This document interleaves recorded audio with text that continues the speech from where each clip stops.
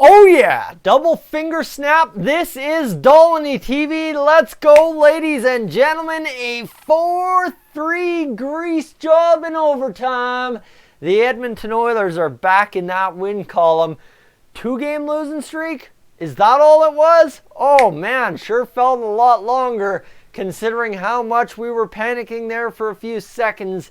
When we were down 3-1 to the Capitals tonight. But, ladies and gentlemen, the boat continues, and we're back to a running record here, 8-2-1 after 11 games. How sweet is that? Mint on everything. But what I have to say is the number one key factor, sure, it's a 4-3 overtime victory. Connor McDavid to Leon Draisaitl, actually Leon. But, however, as sweet as all that is, I think, to Dave Tippett's credit, the sweetest victory tonight for our Edmonton Oilers. Do you see it on my screen? It's one of the smallest details on my screen. No, it's not the fact that I have Steve Stais on a picture on my back wall. No, it's the simple fact that the SOG category underneath the abbreviation EDM on this scoreboard below me is next to a number 40. For the Edmonton Oilers. Dave Tippett said the Oilers needed to shoot. Well, ladies and gentlemen, the Oilers shot 10% tonight and come away with a greasy, good old-fashioned, come-from-behind victory in overtime. And never say die. It's never over till it's over, and we get the job done. Now, this one's a fun story because this one's one in which we scored the first goal and we scored the last goal. But we got the job done everywhere in between.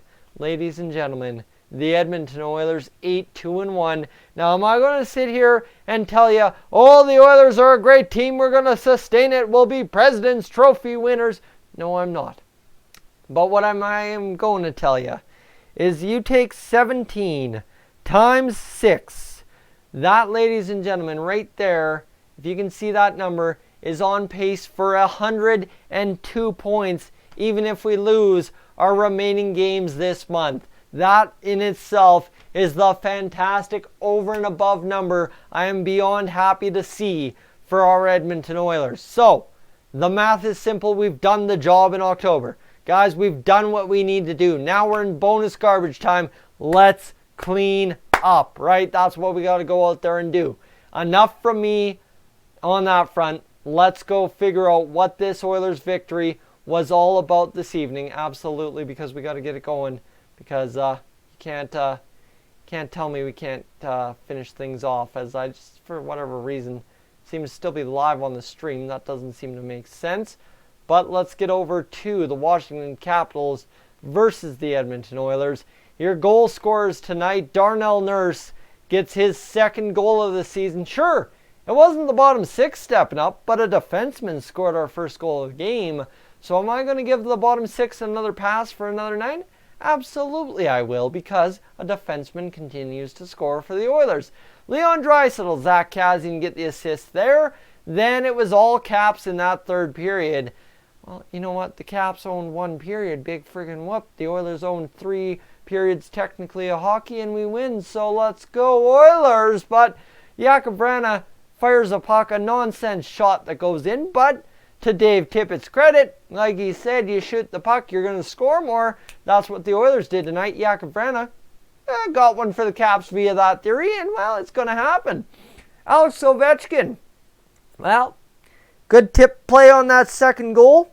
Beautiful play by John Carlson to get it over to Jonas Siegenhalter. I really don't know how to pronounce that. Pardon my terrible pronunciation. Tip by Ovechkin, back of the net. You going to blame Koskinen? I'm not. Let's go. 2 goals, that is what it is. Defense not at fault either.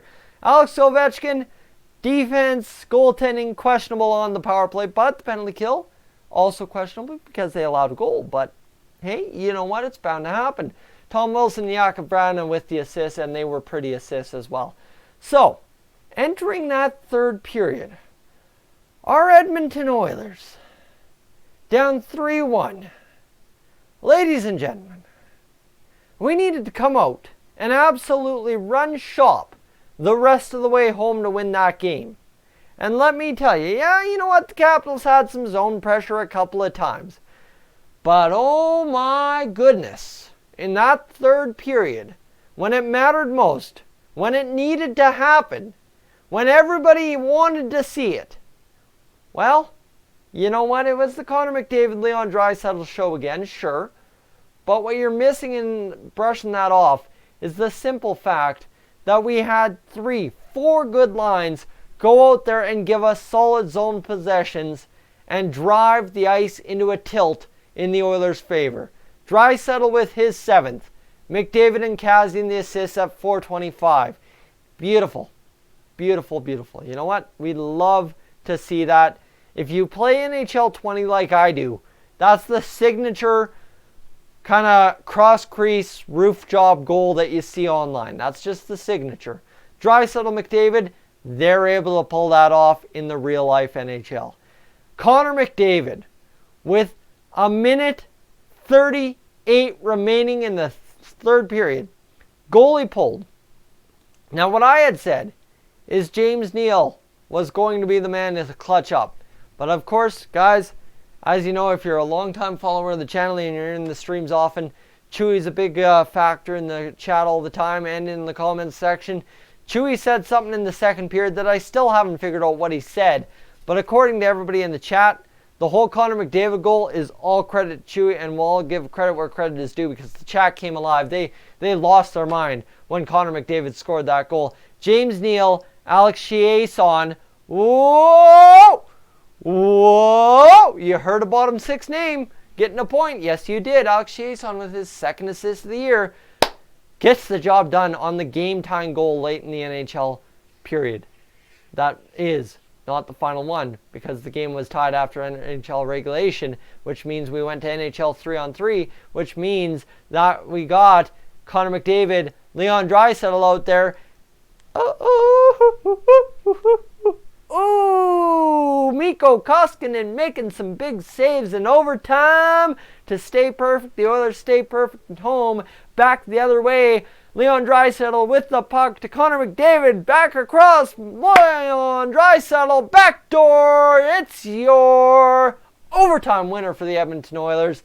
And you know what? It's a good mood. It's a good mood. It's a really fun one. If you're wondering why I'm so upbeat, so happy, so jumpy, so everything's so good, is because the simple fact of I was not going to sit there and stream that third period tonight, but I got it done, and I'm like, you know what, I got to stream that third period. The guys were throwing donations out there, clutching up themselves, and I said, you know what, I got to clutch up, and I dang well got rewarded for it. I'm not talking money-wise, I'm talking good game Oilers win-wise, and I love being on stream, watching the Oilers finish it off. Oh, goodness sakes, nothing better than that, boys and girls. Let's go. Oilers win 4-3. I am ecstatic. Now, let's get to the bad part. Because, again, yes, the bottom six didn't do anything of substance. Yeah, Chiasson's on the second line, so technically Chiasson didn't get the job done. Well, it is what it is. Draisaitl, McDavid, 3 points, busts their slumps. That's huge. Zap, you want to come up and say hi before the video wraps up? Of course you do.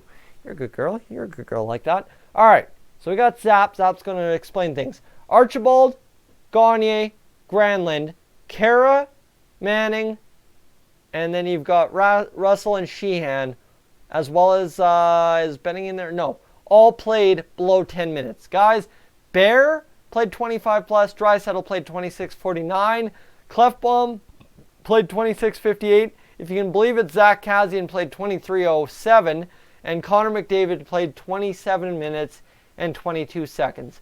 Sure, they're kind of artificially inflated by overtime for a certain few guys in terms of Draisaitl and Kassian, but still, guys, absolutely brutal to watch those ice times that inflated tonight. But it leads to a win. It's masked up, it's covered up, and it is what it is.